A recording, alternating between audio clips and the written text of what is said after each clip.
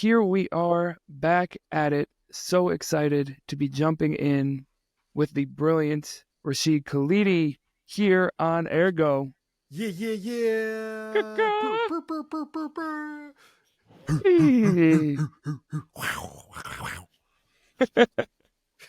uh, just so you know, most people do get, some of those animal voice sound effects. Most people don't get all of them, and I think you got the full canon there. So congratulations. Good. It's good.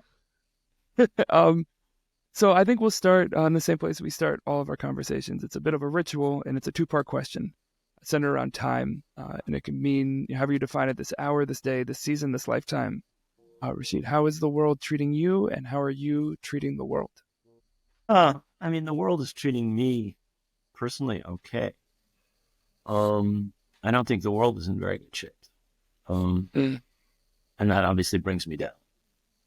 And it's a source of distress. And I don't see a hell of a lot of light on the horizon. As far as the things that interest me and concern me the most, which is what's happening in the Middle East, in Palestine-11. So, the world is treating me personally okay. I can't complain, but the world is bringing me down.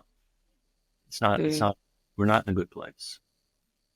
What about on the inverse? How are you trying to treat the world? You push your little pebble up the hill and you do what you can. I got a despairing email from somebody who told me I'm doing this and this and this. What can I do to stop this genocide? I said to her, keep pushing. It sounds like you're doing everything you should possibly do. So I do everything I can possibly do. I teach, I write, I do, interviews like this. I do lectures. I have 5 lectures this week besides my, teaching here at Columbia. So I do what I can do. I wish I could do more. But the powers that be are impervious to pressure from below until it becomes overwhelming. It's the same powers, the same people own our politicians and own our universities and own our media, and they are impervious to anything but really intense pressure. And we're not quite. So it's still frustrating, but we are actually moving the needle. I'm positive of that. I want to invite you to go a little bit deeper about your relationship to your work. And so, you name pushing up your pebble, and that you have these different interrelated methods of pushing your pebble: teaching, lecturing, writing, appearing in spaces like this. Which one feels the most comfortable or natural or satisfying for you? The one that's most satisfying is writing. And for me, anyway, to write, like on the project I've been trying to work on for a couple of years, you have to have a certain peace of mind. And I just don't have that right. So this project on Ireland and Britain, Ireland, and Palestine is sort of stalled. So that's the thing that gives me the most pleasure. And then seeing the results of my writing and being able to talk to people about my writing. I have a book that came out 4 years ago, and I have not stopped talking about it for the whole of those 4 years. That's less satisfying than writing the damn book, I got to tell you. But it's good. It's good. I'm not complaining at all. I'm better than I'm talking about my book than nobody's talking about my book. Yeah, I know people are still asking. But the thing that gives me by far the most satisfaction is writing. I like speaking. I've been teaching for 50 years. I've been doing it. Wow. Slowly. Congratulations. We'll talk a little bit about the time we're in right now. Yeah. But the Big Fit 5-0. And so I actually enjoy doing it. It gives me energy rather than draining. When I do 2 in a day, or yesterday I did 3 in a day, an interview and two lectures, Cairo and Penn State. It's not as far apart as you can get. And it was pleasurable talking to interesting people in a different place about things that they were interested in and that I was interested in too. So I like that too. A question that's been coming up a lot for me with people we've been in conversation with, especially people who've written books, is the relationship of learning from your text after it's engaging the world. And so, and basically what a book is here's a presentation of all the things I learned or I think I know, or the questions that I'm asking. I've codified it, put it together, and here I'm going to give it to you.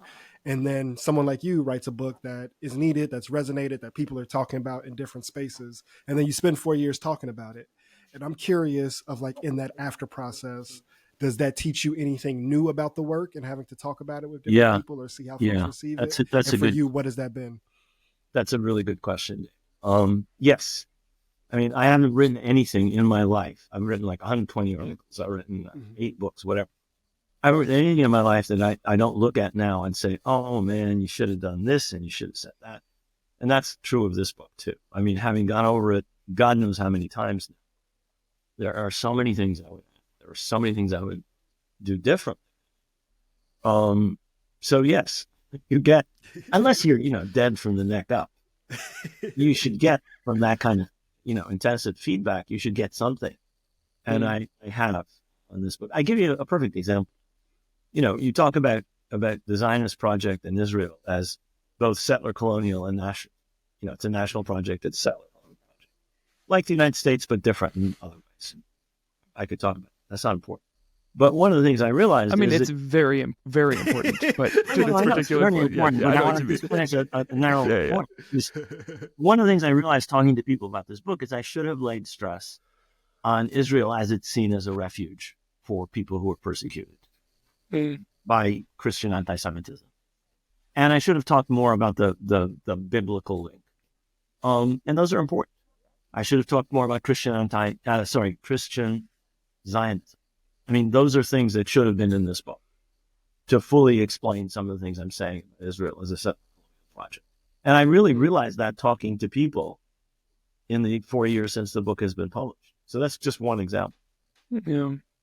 So I want to talk a little bit about that, the way that and the time in which this book has been useful for so many people in the midst of the horror and genocidal violence that we're witnessing, encountering, feeling in different ways in our bodies. And so there's a contradiction. We will ring our contradiction bell, which we add in post, of, the unprecedented, at least to me, what I define as unprecedented surge in engagement, wrestling, solidarity alongside that, and in some ways perversely created by the structure and intensity of the violence that has happened. And so that can be a political reality, but as a person engaging both of those, I'm very curious, how do you hold that contradiction of like, how many more people are reaching for your book?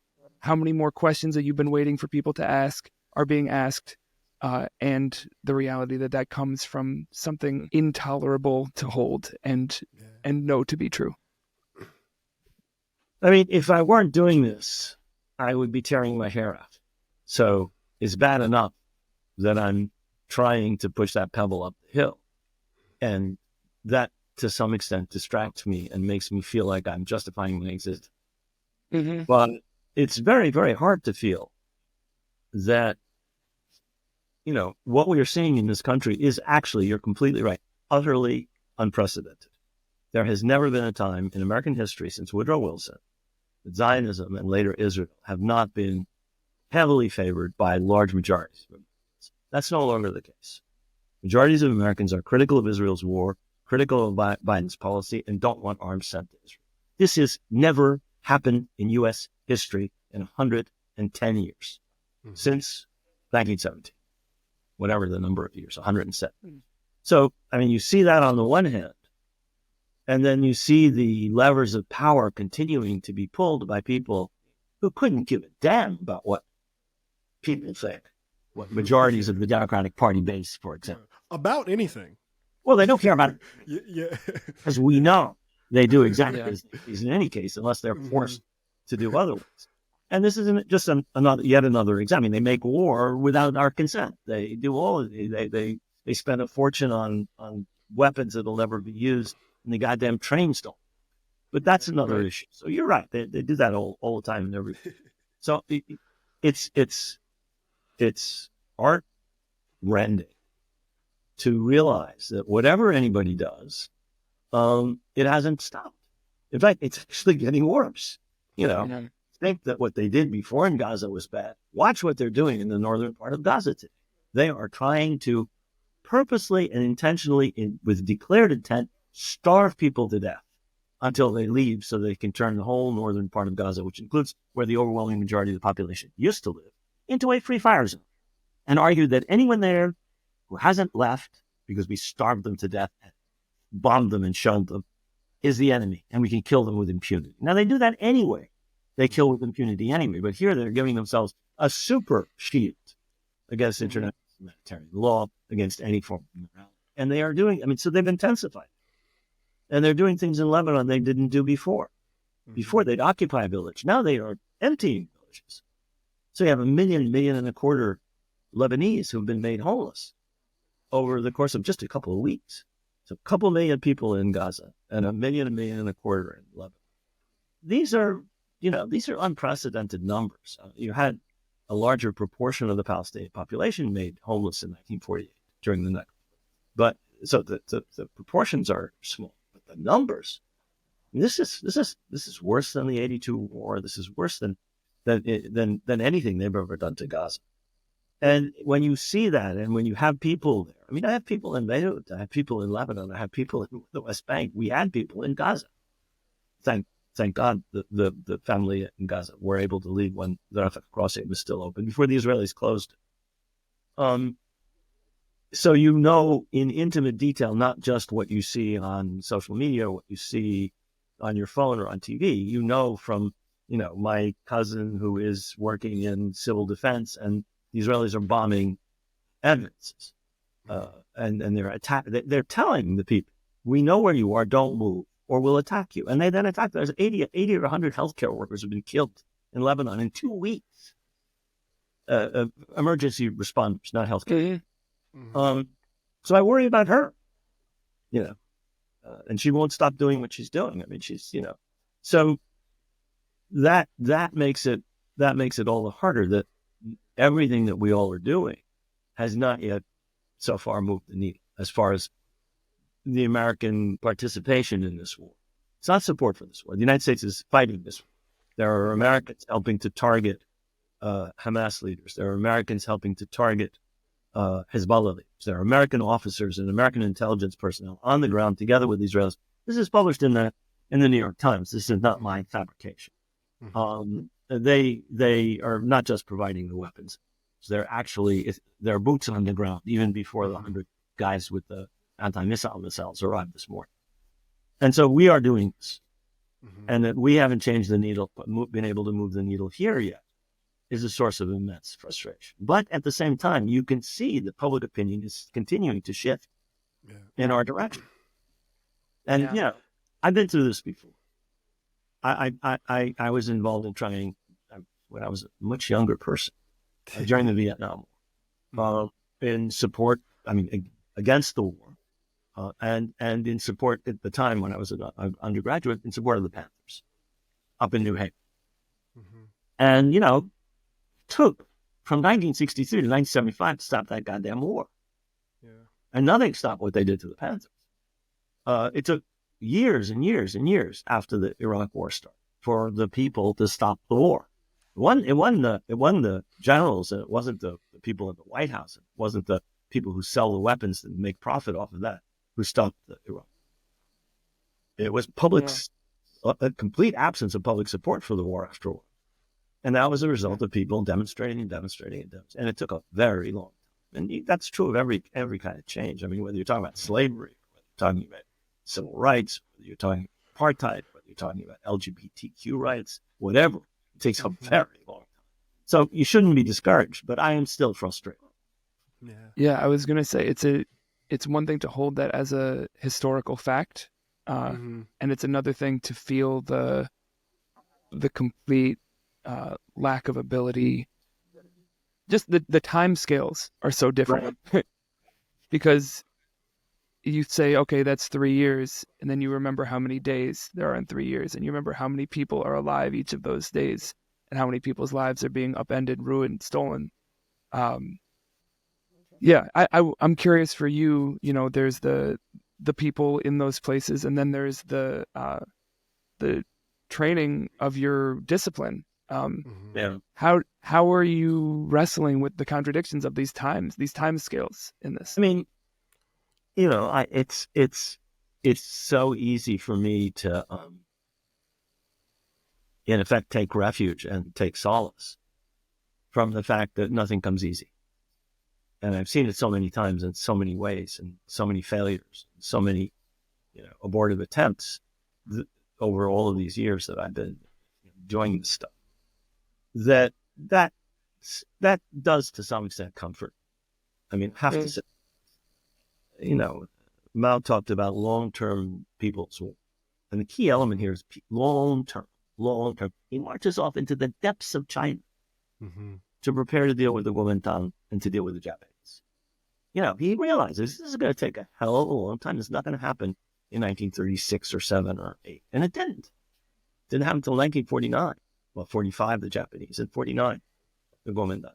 So, I mean, I'm not saying, we all have to wait as long as the Chinese. It can snap tomorrow if we push hard enough, maybe. But the pain of waking up and looking at the news every morning is assuaged by the fact that we're going to end this one way or another sooner or later. Oh. So, from that space of this will and must end, we have seen over this last year and over these last, 5 years, what I've heard from different scholars, different elders, different movement participants, that this is a level of investment, participation, solidarity in Palestinian liberation that we have not seen. True. But is there a pain that required such an intense expansion of genocide? Say that again, Damon. Is there a pain in the fact that investment took this expansion and genocide to get folks to step up? So the both and, that's what I want you to walk us through, of like, one, as a historian and as an organizer and participant, contextualize and tell us how it feels to see this uptick. And there's so much beauty and there's so much commitment that we want to amplify, but also hold that it is at the result of so much blood that folks got activated in this way. I mean, would that it take 50,000 people being slaughtered in Gaza, and maybe so far a couple thousand in Lebanon, for people to realize what was always true, which is that occupation and colonization and ethnic cleansing produce resistance. And force cannot resolve that contradiction. Force can never resolve. I mean, that should have been obvious in the 40s or the 50s or the 60s or the 70s or the 80s at any stages, or the 90s or in the last 2 decades. But it wasn't. You did not have a Palestine solidarity movement that had any impact on anything in the United States ever before. You had people who were trying. They scored successes in some respects. People were building the movement. Things changed inside the movement through intersectionality, through people involved in Palestine understanding that what happened at Standing Rock or what happened in Ferguson actually was them and concerned them. I mean, people grew over the last decade or two, and the movement grew, and the sophistication of how people thought grew. But until the last decade or so, I don't think you could argue that that movement had successes. I came to Columbia just after a referendum for the university to divest from companies that support Israeli occupation. Failed at Columbia. I think it was a year before I came, so like 22 years ago, whatever. I don't know. I wasn't here. I was in Chicago.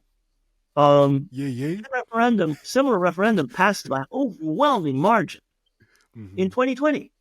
That's, I mean, there you go. Somebody was doing something. It's not like nobody in the lifetime of an undergraduate student, basically. Exactly. Well, so the people who are now either investment bankers or movement lawyers, and were undergraduates in 2000 and voted as they voted, are watching their children vote quite differently. And that we just had another vote in engineering school to the same effect. I mean, there's been a huge change, and that is to me enormously. We don't have anything like the level that we had last year, this year. The agents of repression, the agents of the support of the status quo, the powers that be, the moneyed people who own everything. They have put together over the summer a program that has been extraordinarily successful. And you guys are not students, but you guys remember what it was like to be a student. When you're a student, the world starts in September, ends in May, and that's it.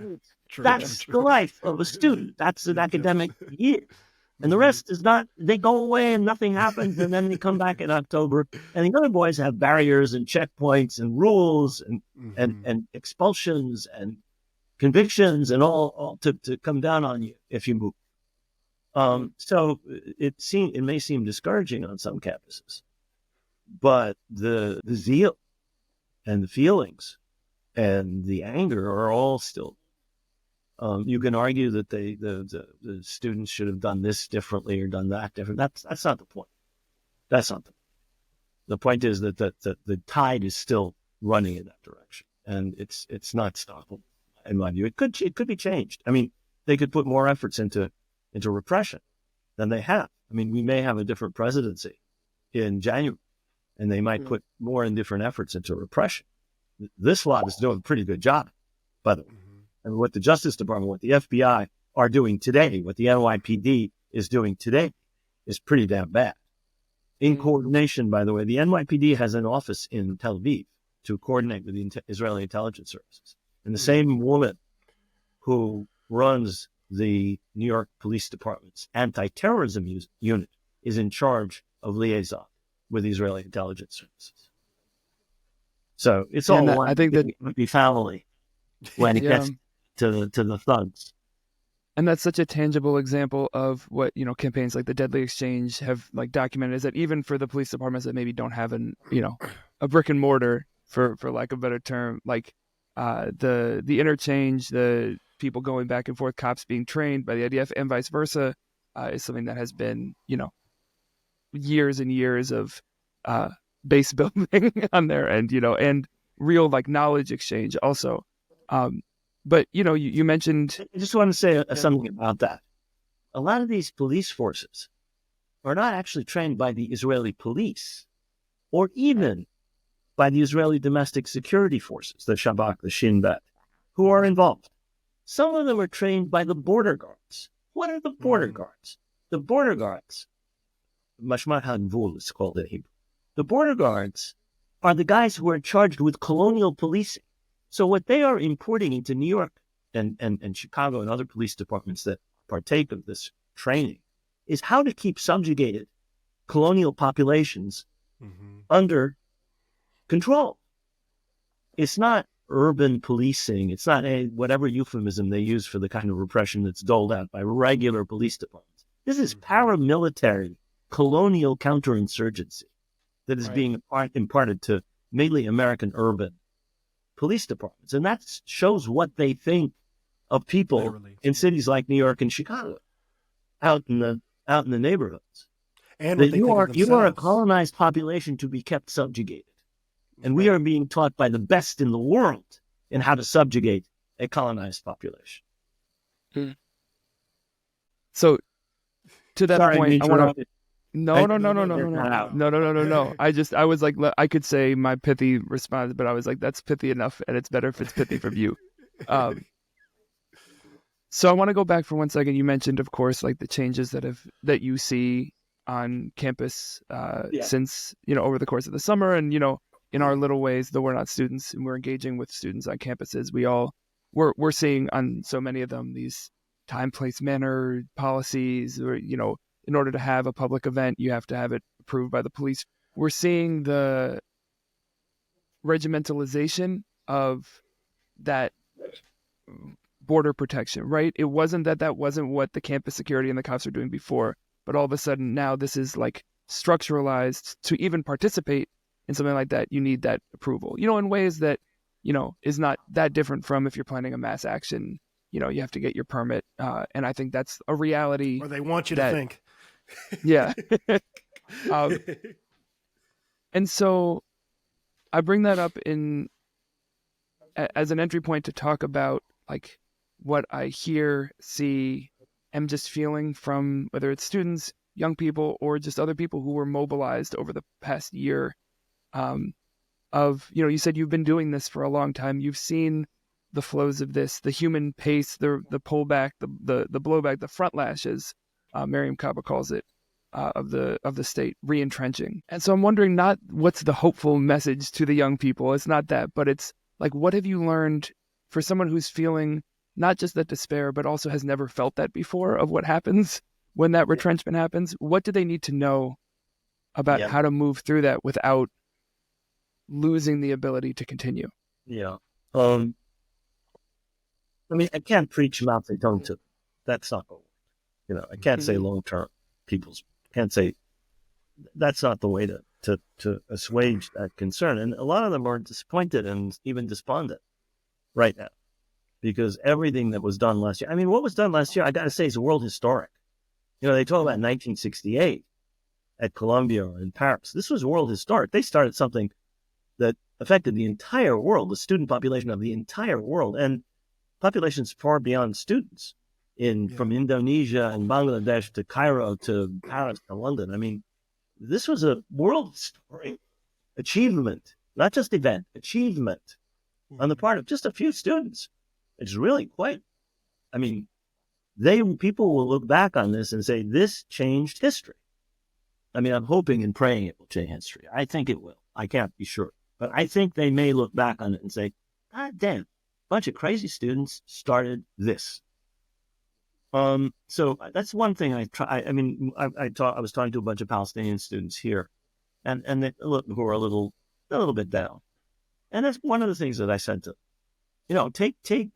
You should take pride in the fact that you all have achieved what you've already achieved, even if it hasn't stopped the war, even if you still have relatives dying, even if we still are watching these horrible scenes, and they're actually getting more horrible. I mean, people burning to death with IVs attached. We actually haven't seen that, but now we've seen it. So it's harder and harder and harder. The second thing I say to them is, or I would say to them, is that, it's really hard when you see things with an immediacy that nobody really did in the past. We didn't really see Vietnam. We didn't really see the veil of the state of mainstream corporate media, which just operates as a megaphone for the state. Until very late in the war, each of these wars prevented us from seeing with our own eyes the absolute horrors of Southeast Asia and the absolute horrors of Iraq and Afghanistan. I would argue we saw less of Iraq than we saw Vietnam. Pardon me? I would argue we saw less of Iraq than we saw Vietnam. I mean, they learned from Vietnam. They learned how to embed and they learned how to control in ways that they hadn't. There's a wonderful book on it. You're absolutely right. Nevertheless, there's no filter to it. I do not know a student who pays any attention to the New York Times. I don't know one. I have a class of 250. And I used to, today 250 was larger in the past. It's a basic entry-level modern Middle East history course. And I used to be able to make a reference to something that appeared in the New York Times, and a quarter of the class would sort of nod their head. They'd seen it. Nobody reads the New York Times. Nobody reads that. No, not one person. Even older students don't look at that. They have complete contempt for the mainstream media. Nobody had a choice in the 1960s or 70s. Nobody had much of a choice, even in the early 2000s when the Iraq War started. They had some options. Today, they get their news from an enormous variety of sources, and they see these horrors. And so it's even harder for them to exercise any kind of patience and to say, we haven't stopped it. What can we do? I mean, they're driven by a moral outrage, which I have to say, I think is greater than our moral outrage. And we were subject to the draft, for God's sakes. So it was moral outrage. I mean, our skins. Self-preservation. They were going to draft our asses. And they did draft almost everybody. If you didn't leave the country, you got drafted. And in spite of that, I think that the level of moral outrage and the level of passion today is in some ways even higher among young people, even though their lives are not on the line, or not potentially on the line. The last thing I say to them is, I was an undergraduate at Yale. lucky guy. I was at Yale. Fun. And we were, you know, completely engaged. The entire campus was with us in terms of both, you know, trying to support the Panthers. You know, the cops were liquidating Panther leaderships city by city. You know what happened in Chicago. It was happening everywhere in Oakland, everywhere, all over the country. And there was the same fear about the Panther leadership. And there was a trial of a number of Black Panthers in the courthouse on the Green in New Haven. And we had a huge anti-war movement. And what I tell students today is that we had all kinds of really wise movement people coming to us. Dave Dellinger, other people who are among the members of the Chicago Seven. William Sloan Coffin, he was the chaplain at Yale. He's one of the great leaders of the anti-war and marched with King and of the Civil Rights Movement. I mean, extremely wise, deeply committed, experienced leaders of anti-war and civil rights movement. We didn't listen to them. You guys should stay. Do whatever you all want to do. I mean, you want to ask for my advice, I'll give you my advice, but I'm not suggesting you necessarily should take it. And, you know, make your own mistakes, and you will. I mean, we did. Right. God help us. We did a number of dumb things. But that's what I would tell them, those things that, you know, it's going to take a while. The fact that it's on your screens and tearing your, you know, minds apart shouldn't lead you to be impatient, shouldn't lead you to understand that these things, it's a process. It'll take time. That's such a beautiful story. And I kind of want to use the container of that story. Can I stop because my wife is trying to call me? I got to tell her I'm in an interview. I told her sure. I give this woman a schedule. No, we understand. No. She comes up and she got to talk to me. That's all right. No problem. I said to her, didn't you know I was doing X? She said, yeah, I know. I don't have the piece of paper here. Or whatever. But you also had the answer to the question, or at least the piece of information that was needed. So, yeah. Yeah. Okay. Go ahead, guys. Okay. So that's a beautiful story. And I want to use the container of that story and how you showed up in it to take a moment to humanize you. And I guess to also parallel to what we're doing right now in this time, to what you have done hundreds of times through the decades, and I'm sure dozens of times over the last 12 months. And I want to be accountable in it because we were very excited to talk to you because there's a grace and a sage wisdom with which you speak about this unspeakable catastrophe and tragic violence. Some of it seems to be because you're a historian and that's how you're rooted. Some of it seems to just be like your East Coast New York swagger, a little bit of like, you know, you just speak things truthfully. And some of it may be as a New Yorker, it was something that I like noticed immediately. I was like, oh, this guy, it sounds like he's telling you to like stank, like that the back door on the bus needs to be open. Like, back door, know the truth. Let's go. Come on, keep it moving, you know. Yeah, let him out. Exactly. These doofuses trying to push their way into a subway car before the people. Come on, what are you doing? Stay clear of the closing goddamn doors. Let's go. Let's move through. Come on. And some of it may also be assumptions, appropriate or maybe inappropriate, of like the intersection of age and gender. Because we were really excited or comforted to have this conversation because there is a sensitivity and an awareness of woundedness and trauma when trying to talk about what's happening to the Palestinian people right now, especially when talking to Palestinian people that we have been trying to figure out how to maneuver this last year. But you show up as the mentor, as the educator, as the air quote expert. And I was not as afraid of maneuvering your wounds or your triggers. And like 5 minutes in the conversation, I like kind of internally checked myself. I'm like, that's not an appropriate assumption. And so I just want to give you space I see how steady-handed you have been in helping guide the world, literally, through comprehending and mobilizing and staying present and active during this time. But I can't imagine the actual weight that you're feeling and the pain and the loss and the horror that you're experiencing on a day-to-day. Do people know how to hold you in these spaces, or have you become practiced, or has the experiences kind of changed the way this shows up for you? Yeah, As much or as little as you want to share to this. That's a hard question, David. I mean, I'm very fortunate to have a support group of my family. Mm-hmm. I have a very large family. I got about 100 cousins. I'm talking like first cousins and their children and their grandchildren. And I got nephews and nieces and grandchildren and children. The lot. They help. Some of them are in like Beirut or Ramallah. I mean, they're anguished. Some of them have family that just escaped from Gaza. So, that it's not like they're, in a place of comfort and able to comfort me. But having that to fall back on, I mean, I have a wife who is as tough as nails and has been through it all with me. I mean, she has the same experience as I have. She carried a baby through bombardments. She was pregnant with a child and ran from where the Israelis were bombing to get home to her daughters. There's not a lot that phases her. I didn't have to carry a baby through the 82.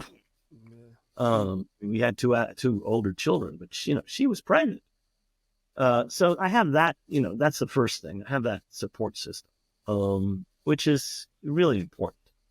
And I'm very fortunate here in New York to be surrounded by people, colleagues and friends, some of them Palestinians, some of them Arabs, some of them, foreigners, some of them Americans, of every, race, gender, color, type, age, whatever, young ones, old ones, who are friends and allies and comrades and so on. So we're very fortunate to have that kind of support now.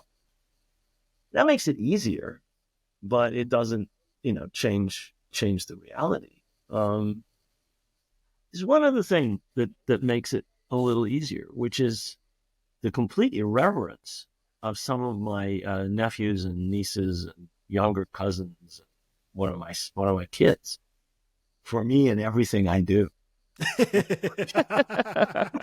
the older members of the family, like folks who are like, I thought you were about to say like the status quo or like respectability politics of the state. No, reverence for me. They have formed a revolutionary tribunal, headed by the honorable judge, your old grandson, the prosecutor general, my 7-year-old granddaughter. Those are the puppets from my cousins and nephews and nieces who are keeping us real. They're propping it up. We're deviating here by talking to the New York Times. Why are you telling us this? This is just propaganda or whatever they say. And that helps. I mean, when you're facing unimaginable harm, if you can't, just briefly avert your eyes, you're gonna go crazy. Look at Greek tragedy. You look at it too much and it drives you crazy. So I'm fortunate to have both the support network and the people who are constantly keeping at me. And then I do something that a lot of people don't do is I literally turn off. I will just not pay attention to the news for 3 hours. And some people can't do that. They doom scroll. They can. Muna, my wife, has trouble turning it off.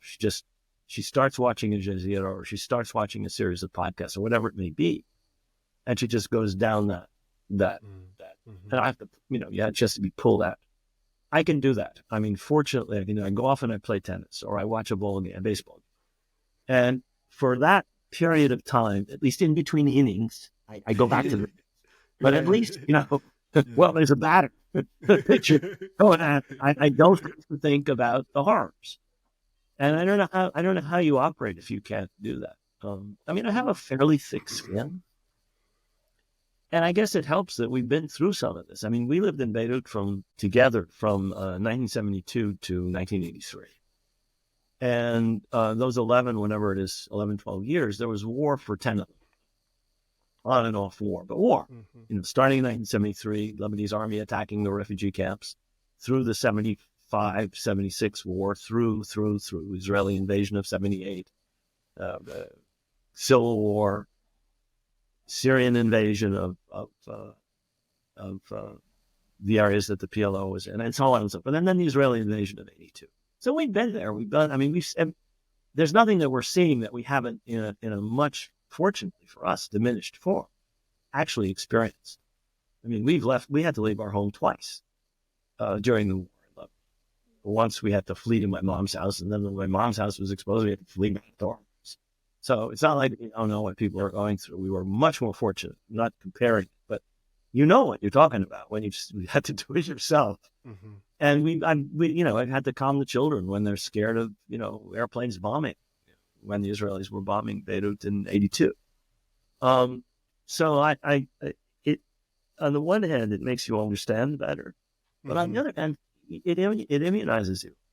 It gives you deep sympathy for people who can't get water or gas, or fuel, or vegetables, and there's no running water, and there's no toilets. I mean, we've been through that, not in anywhere near the kind of situation of atrocity that Gaza or some parts of Lebanon are going through. But and that means you sympathize, but you also understand, but you also are you can take it in a sense. I have relatives in Beirut who've been there ever since the beginning of these wars, as far as Lebanon is concerned. They're tough as nails. They're resilient. It's really hard, but they have that resilience. And I see people who haven't, or are not from Gaza and haven't been through what Gaza has been going through, or who have not lived in Lebanon or not lived in other parts of Palestine. It's much harder. Unimaginable horror. For me, it's imaginable horror. I don't know if that makes a difference. And is there? I imagine there's sympathy for that, but I can also imagine there being some like frustration or irritance or annoyance. It's kind of like a Western privilege thing. Like, yeah, the diaspora is so much worse than Palestinians who live in Palestine. You're up. I mean, it's not exactly white privilege, but you call it diaspora privilege. They've not been through it. Yeah. So on the one hand, they're more freaked out, and on the other hand, they don't fully understand or comprehend. To that point, one of the things in preparing to talk to you today and listening to your conversation with Bill from a few years ago on his podcast, that jumped out to me was the ways that like myth and ahistoricism are a necessity for colonial structure and colonial violence. And I wonder, whether that's from people who have not physically had that experience where it is unimaginable, or just other people you're seeing beginning to engage. Are there myths? Are there ahistoricisms from those who are trying to understand a thing that is not understandable unless you've lived it, that you're watching play out? It's kind of a nuanced, tricky question, but like, what are the things that you see people believing, seeing, reinforcing that from someone who has both studied and lived it is like, well, that's not quite it. Yeah. I mean, I don't want what I'm about to say to sound critical. Okay. But you put the question to me, so I'm going to... I have the term settler-colonialism in the subtitle of my book. Mm-hmm. And I have argued in the book that, settler-colonialism is central to any understanding of what's going on in Palestine. That said, a lot of people have a very simplistic understanding. I'm not saying myth. I wouldn't go anywhere near as far as saying myth. But let's just say a simplified understanding, which is devoid of nuance and can lead them to some very dangerous, or at least mistaken, conclusions. So Israel is a settler-colonial project. Zionist project, which becomes the state of Israel, is a settler-colonial project. It also is multiple other things. And if you don't understand that, you don't understand anything. You don't understand how it develops with the rise of Hitler and how the Holocaust affects it. If you don't understand the history of the persecution of Jews in Europe and the theological basis of that. The Jewish people are the killers of Christ in Catholic doctrine until the 1960s. There's a theological basis for anti-Semitism. It's not just some people hate Jews. Their church was telling them to hate Jews for 2,000 years or 1,800 years.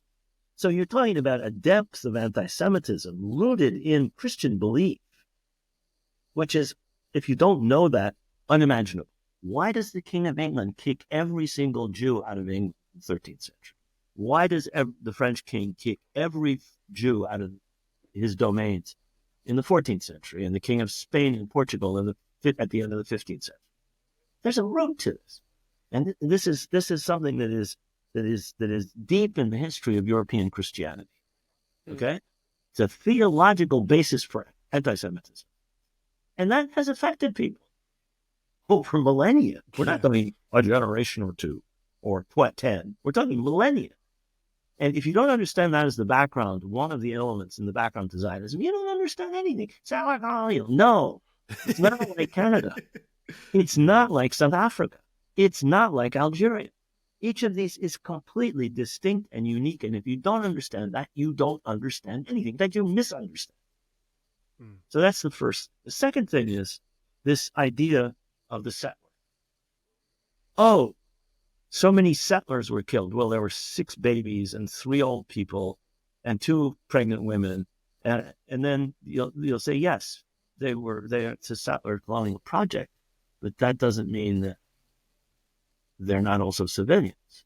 And if you have any kind of sense of international humanitarian law, that they're non-combatants and they should not be killed or harmed in any way. And you have a failure to grasp that somewhere along the line, a settler-colonial project produces an entity in which the population should not be treated as if every baby and every old person and every pregnant woman is a legitimate target of the violence of the oppressed indigenous population. Now, I can give you multiple examples of anti-colonial struggles in which every person among the colonists was a target of the violence of the indigenous population in Algeria, in South Africa, in Ireland, again and again, in slave uprisings. Right. It's not like that doesn't happen. And it's not like that's not explicable. It's explicable. But it's not a good thing, but it's a thing. It is. It is what it is. But in the 21st century, if you have any sense of what international humanitarian law and the rules of war, the rules of war are, then you have to make those differentiations. You don't have to accept international humanitarian law. You can say, we're going to go back to the law of the jungle and whoever's strongest wins. Or you can argue correctly, international humanitarian law is created by colonists, colonial powers, imperial powers, and is only used to protect white Europeans.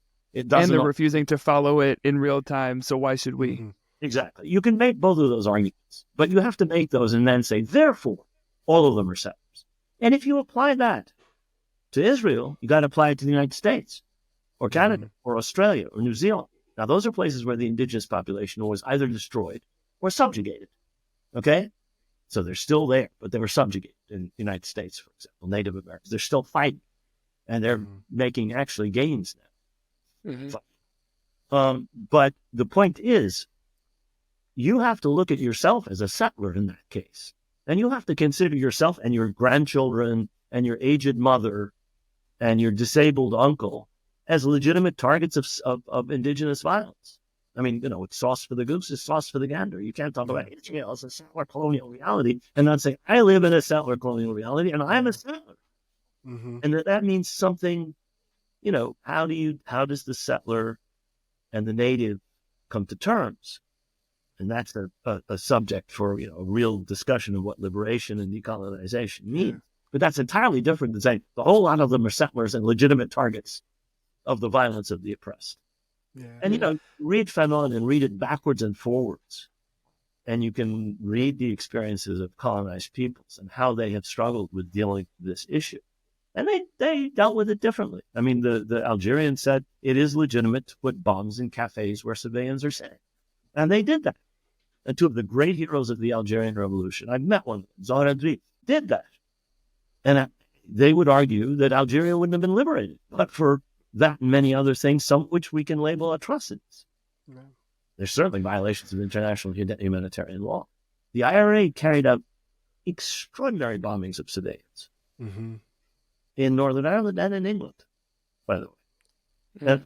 And I mean, I can make an argument. One could make an argument that you would not have the Good Friday process, whereby some of the structures of oppression and anti-democratic rule of a tiny minority over what was once a majority and has become a minority in Northern Ireland has been dismantled. You can make an argument. There's another argument to be made, which is no, they didn't need to use violence. I personally don't think that's right, but you can make either argument. The point is, you could say it would be better if you did not use this kind of violence and that kind of, and I would make that. I think it's morally indefensible. I think it's politically stupid, and it violates international law to target civilians. That's my personal view. And as a historian, I'll tell you that they do it again and again and again and again. And it's going to happen whether we like it or not. Yeah. It's a very hard thing to discriminate in that way, but I think you should. But I don't think that you justify it by using they're all settlers. That's unjustifiable and illegitimate. So that's an example, I think, of what you're asking. If you're going to do it, don't justify it with that logic, is what you're saying.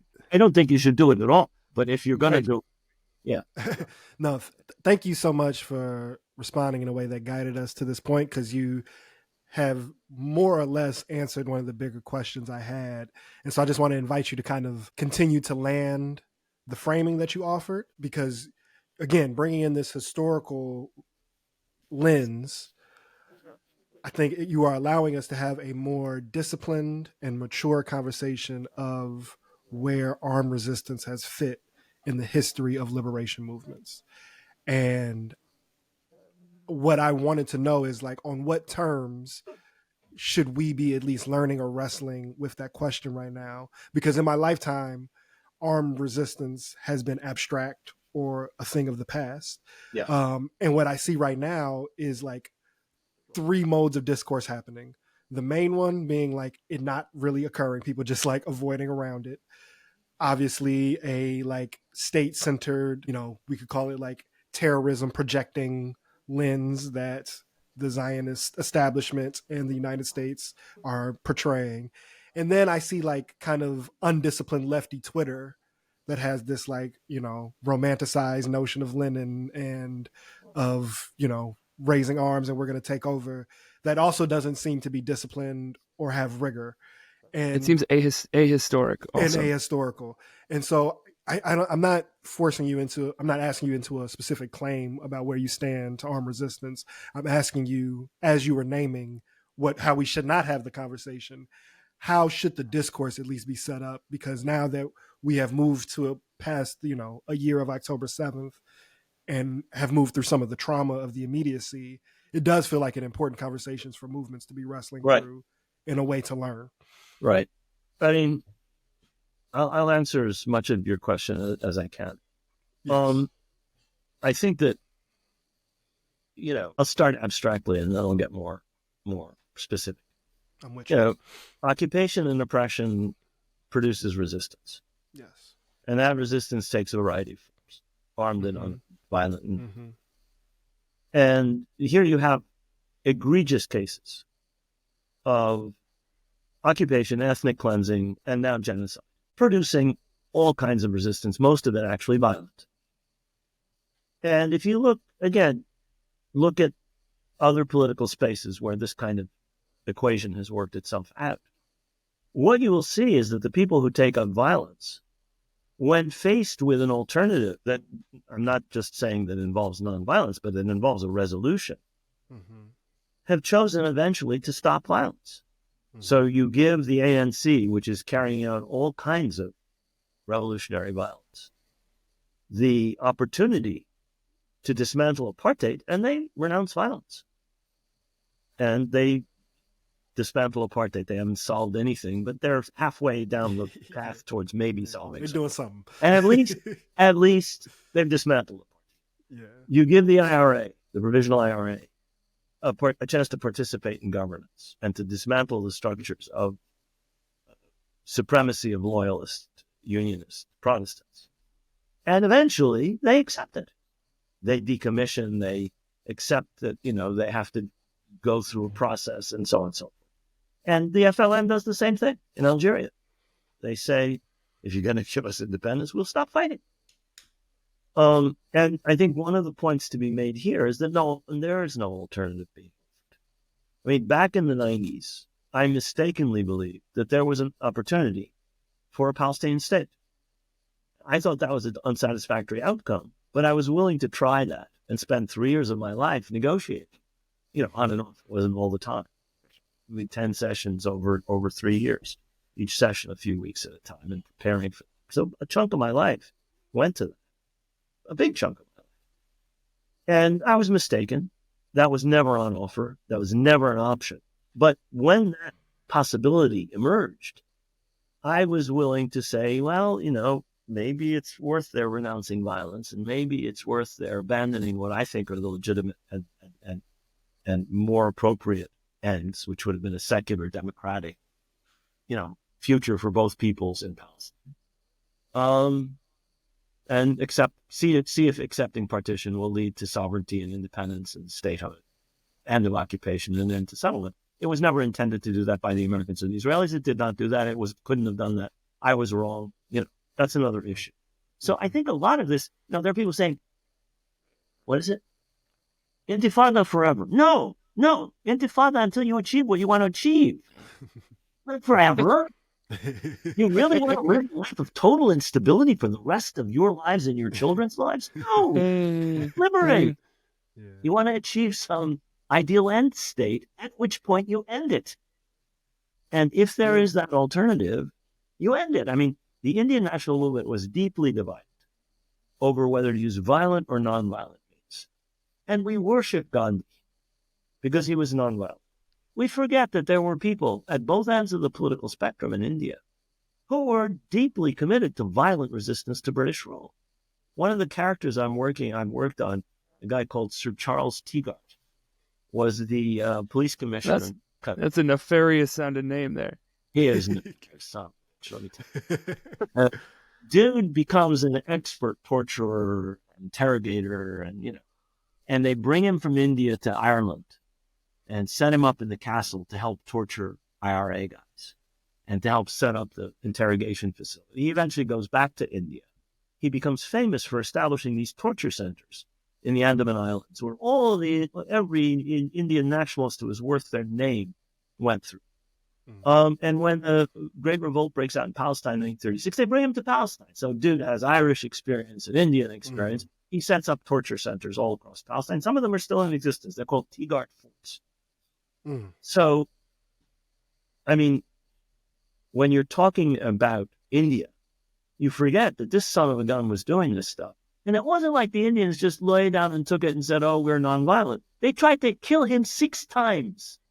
Unfortunately, they missed. They tried to kill Teagard 6 times. That ain't no nonviolence. That's you kill your oppressor, And he used to take pride in having escaped. So he'd ride in an open car, and he made a big deal of it. So I wish they'd gotten it, but they did. So the point here is, even the Indian national movement was divided between people who favored violence. And the other folks were able to say, we're going to get India's independence this way, and they succeeded. But there was a huge part of the Indian army defected to the Japanese in World War II and fought against the British violently in World War II. Amitabh Ghosh has a book about it. His dad was one of those officers.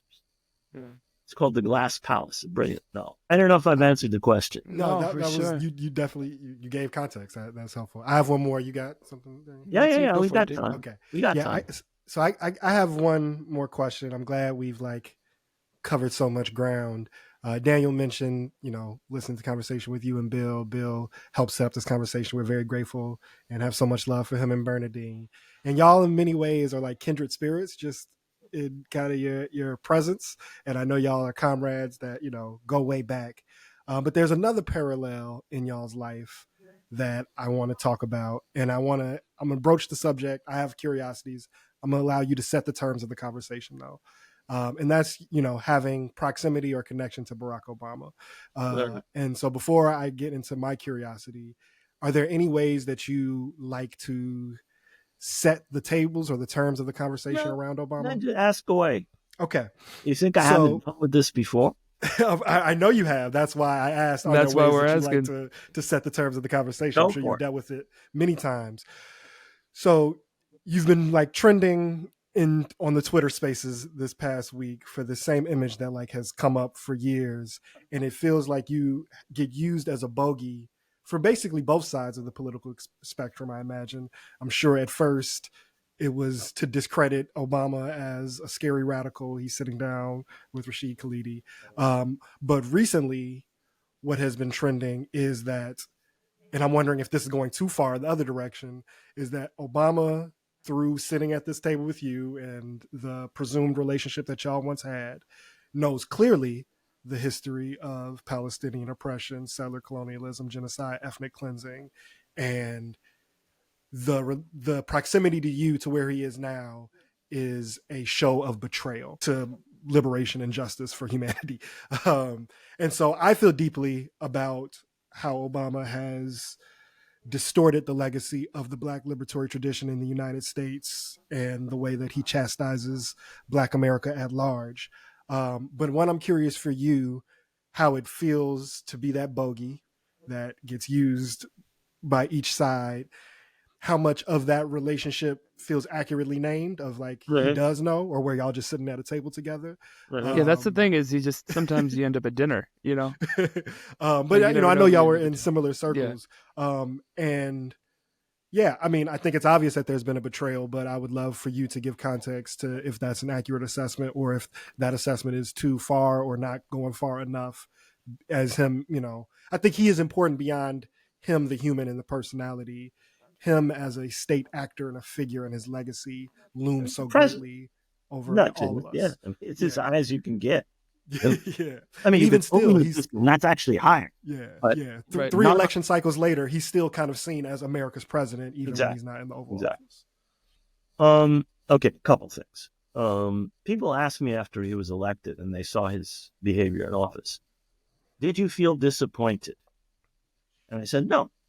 I had no expectation, and he has fully met that.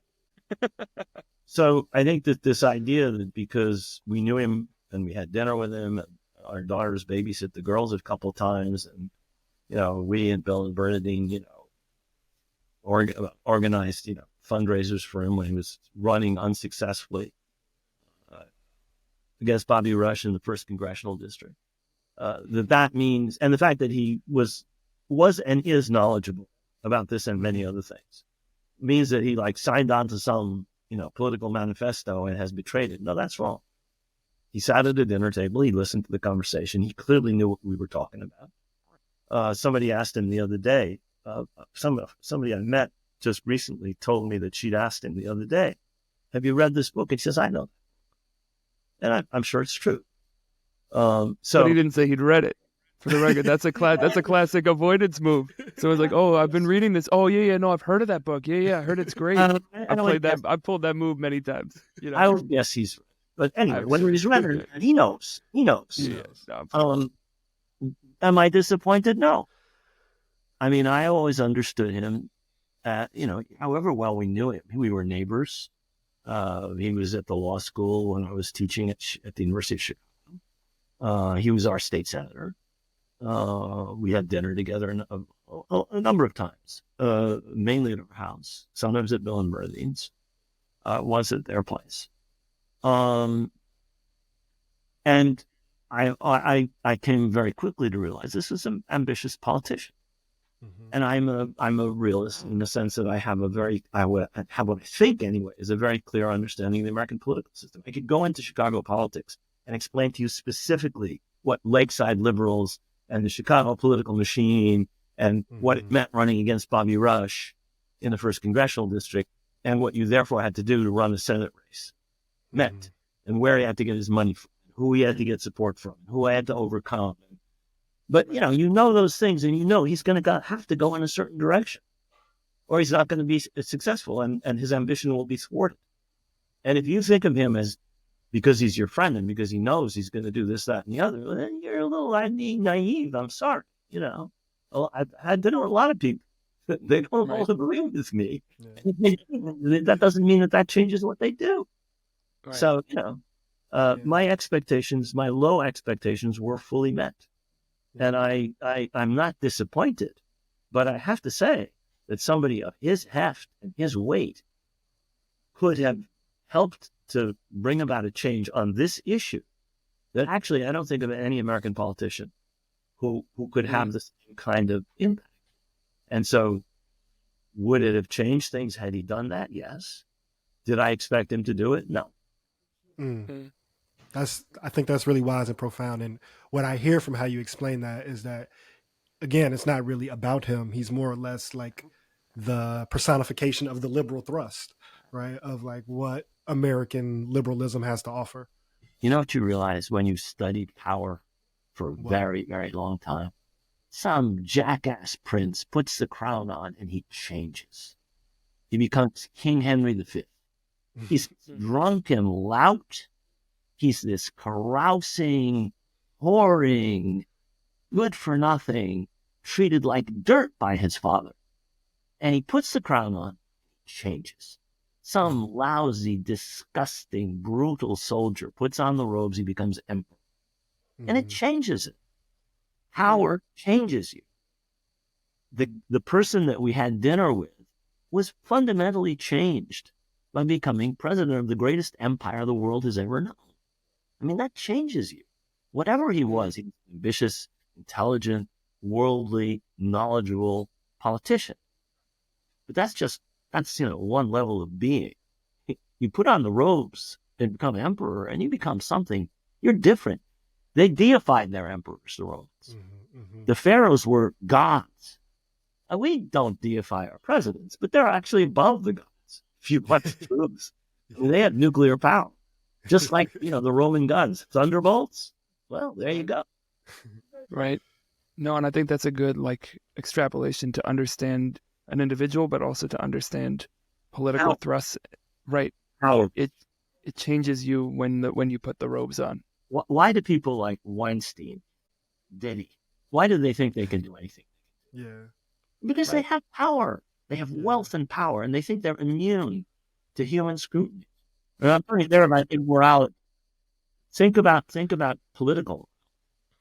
Think about what you think yourself, what you think is permitted to you as the most powerful individual on earth.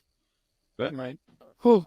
Well, that's a good, I think, historical reminder, especially for people trying to build collective power, and to be critical of what that means, and to, I think, understand the history of the space that we've been talking about for the last hour. What does it mean to assume those robes and have the power to destroy another people? And in the inverse, what does it mean to then don the keffiyeh, or to participate in an encampment, or to show up to a vigil? I am so heartened by the people I see walking around New York City wearing keffiyehs. I mean, this didn't happen before. Yeah. We may, I hope and pray, we may be near a tipping.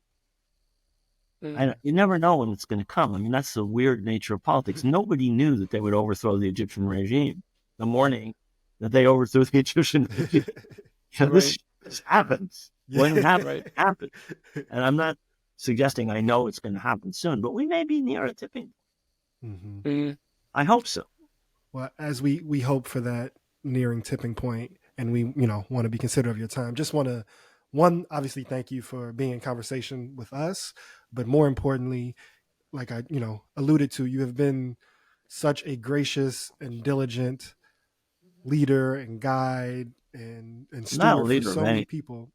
I can't even feed my grandchildren. Well, leader of thought, of history, of processing, of the conversation for so long, much of it unseen, but you have touched so many people towards being, donning the right robes or being on this right side of history. And so we're just very grateful for your work. We're very grateful for humbly taking this time with us, and all that you have done for the world as we continue to push our pebbles. Well, thank you, Damon. Thank you, Daniel. Thanks for giving me the opportunity. Of course. All right, Pebble Pushers out. We're at Ergo Radio. I'm at Ergo Kiss. Rashid, how would you like you and your work to be found? What are the ways people can find you and the ways you want to be found? I rigorously avoid social media. Well done. Much as I respect the social media for what the enormous change that it's wrought. So, you got to go and buy the books and find the stuff online that I do. I mean, I do multiple interviews and talks a week, on a bad week, 7. On a good week, only 1 or 2. It's all out there. You can find it. Beautiful. You Well, don't need thank to you. read the books. Yeah, read the books. Absolutely. That's the And we'll main. have the links to all that in the show notes and all that. Thank you again for spending this time with us. We'll be back reshaping culture for the more liberatory creative. Much love to the people. Peace. Take care, guys.